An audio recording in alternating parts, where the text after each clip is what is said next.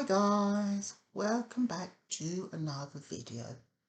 So, in this video I will be telling you a little story time about when I left home at 17. Yes, might be a bit young for some people, but I had my reasons. Okay, so let's get to like, comment and subscribe. Share the video. Someone might like it, someone might not like it, I don't know, but can you just share, please? More on me. Anyway, so yeah, story time is about me leaving home at 17. So I think I've always wanted to leave home, but no money, nothing of my own. Got to stay there and suck it up, buttercup, innit? Um, so when I decided to leave, it was a week prior.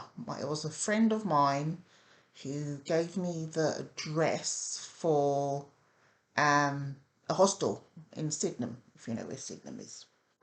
Anyway, so I phoned them up, but for some reason they had like different, what do you call it, themes or different reasons for taking people in. So I phoned up and I said that, I don't know if I said my mum chucked me out or whatever, because normally that's what you got to say, isn't it? I don't know. Phoned them up and she said, okay, yes, it'll be fine, you can come whatever day it was. And but this week is lesbian week. So I was like, okay, yeah, I'm a lesbian, fine. People might think I'm taking a pee, but I needed to get out of the house, okay? Anyway, so yeah, um I think I was out doing something, or actually no, I went to view it and then I went back home to pack some stuff. I think I just took clothes and my shoes basically, and then after that go back and get a bit small, you know what I mean? So yeah, I went home, packed my bags and stuff, and I said to Mother Dearest that I'm going. She said, oh, where you going?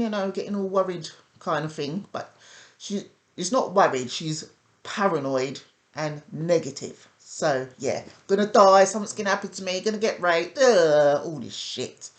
Anyway, so packed my stuff up. My friend carried one bag, I carried another, and we went down there. And I think in the evening I spoke to my sister and she told me that, she said, Mum's crying. And I'm thinking, why is she crying? She said, if you can't live by my rules, get out. So I'm out. Her rules were just ridiculous. We weren't allowed to go anywhere. We weren't allowed to have no one round.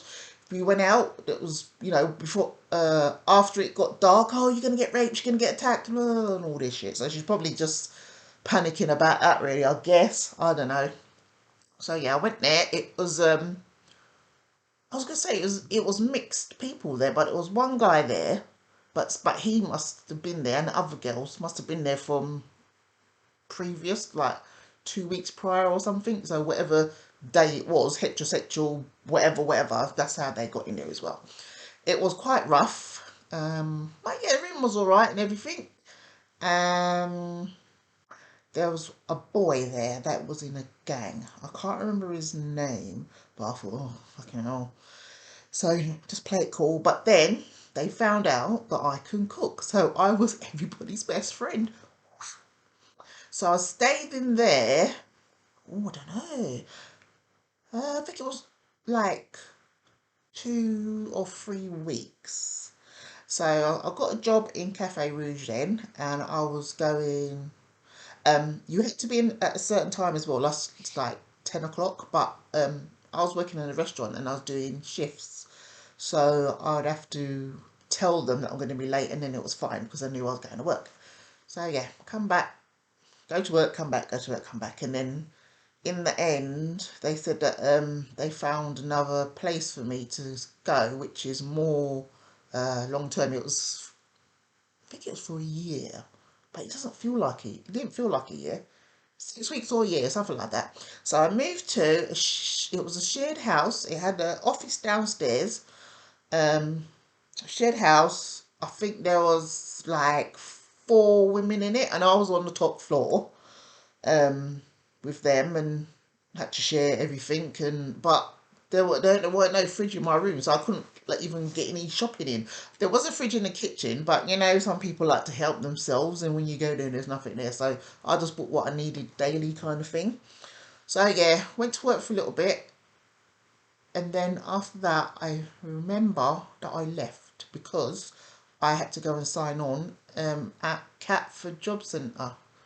Well, it's not there anymore, but yeah, I had to go and sign on there. So I did that, stayed there for however long it was, and then I had a note pushed under my door from the lady down in the office saying that they found a place for me in Lee Green, Lewisham. So would I like to go and see it? So I was like, oh, okay, Lewisham, that's cool. So I went there, and it was the one bedroom flat which I mentioned in a couple of previous stories. And I thought, oh, this is cool. I think it was maybe 3 flights of stairs, but they weren't big or nothing. You know, I think the whole block was like ground floor, first floor, second floor, and that was it. So I went there, I liked it. I thought, ooh, you know, getting all excited. And by this time, my son's dad was on the scene, so he was all excited about going to a new flat with me. But it's not yours, it's mine. Might sound a bit selfish, but we're still kind of courting here. You know what I mean? Anyway, so the council gave me, I think it was £450 as a grant that they give you to furnish your flat and stuff. So I got that. And then my mum said that she wanted to give me some money too. And she said that I mustn't take the money from the social so I don't have to pay it back. Anyway, I took the money from the social, and unbeknownst to me, my son's dad told my mum that I didn't do it. So she gave him £500. I ain't seen it since. Never saw it. Anyway, so yeah, moved in there. It was okay. I mean, it's fine. It's fine. I did like it. There's Chinese shop round the corner. Post office was round the corner. Sainsbury's was down the road. Granted, down a hill, but it's only like 2 bus stops worth, so close. And there was other stuff in the amenities, as they say. Um, yeah. So the reason that I moved out was because I ain't really like my stepdad. It was all about him. So I thought, let me get out this place. I don't want to see it. Do this, do that. No, don't touch that. It's for your dad. Don't do this. Don't do that. Why are you touching that? Did your dad say you can have it? Blah, blah, blah, blah, blah, blah. And to make it worse, my bedroom was through the front room. I had to walk, say good morning, good evening, good night. I'd rather just walk and go into my room. But you know, when teenagers were all stroppy and hormones and all that, so it didn't really help. And then I think I did pop up to my mum's a couple of times to get a few more stuff. And then she's like, you can't come in here and make a racket because your dad's on nights, blah, blah, blah. I wasn't making a racket. I was just getting the rest of my stuff. And then I think I went in the fridge for a drink, and she's standing there behind me. Oh, just making sure you're not drinking your dad's drink. And I'm thinking, don't worry, it's water. It actually come out the tap. So yeah, that's why I moved out. And because she just wouldn't let us do anything. Moaning, bitching. I thought, I don't know. You tell me. Maybe I sound like a bratty teenager that wanted to do what I wanted to do. But going cinema, meeting up with my friends to go East Street or some sort of shopping, what was the problem in that? There's always a problem. And then when I come back, oh, you wasted your money on this, you wasted your money on that, stupid. So basically, I just had enough. So, yeah, not much longer after that is when I fell pregnant with my son. I should have told him to bugger off after that because it wouldn't really make a difference whether he was there or not anyway. Um, that's why I moved out. I mean, even now, not that I see her often, she still criticises and moans and bitches and... Ugh. Anyway, those who know, know. Those who don't understand that other people have not so great relationships with their mothers or family or siblings, you won't understand. Your mum was nice and good to you? Good. I'm happy for you. That's how it's supposed to be. But my mum weren't like that. So, yeah, that's my little story time of me moving out.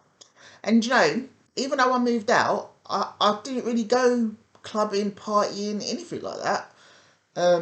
So the first trimester of the pregnancy, I was sick as a dog. Nothing would stay down except special fried rice and sweet and sour chicken balls. Everything else, drank a lot, came out both ends a lot. I was ill. So, let me just quickly say as well, while I'm here talking to your people, I'd like to say about my New Year's resolutions, how well I've done. I ain't done shit. I ain't been swimming. I ain't read no books. Instead of losing weight, I'm putting it back on. I think I just did more decluttering and listening to people more. I haven't really been around people to listen to them more anyway. So, yeah. So, before that, last year's New Year's resolution, I didn't make a New Year's resolution for years. But I thought I'd do it and try, but I'm just not motivated. I like swimming. I love swimming. But, yeah.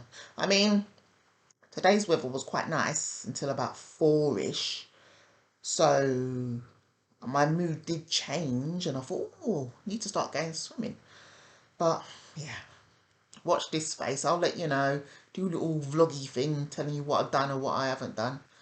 So until the next video, I'm going to go because you know, if you know, you know that I can chat for England about anything, any old shit. So I'm going to go and I'll see you all in the next video. And don't forget to like, comment and subscribe if you don't mind. I'll be much obliged. Okay?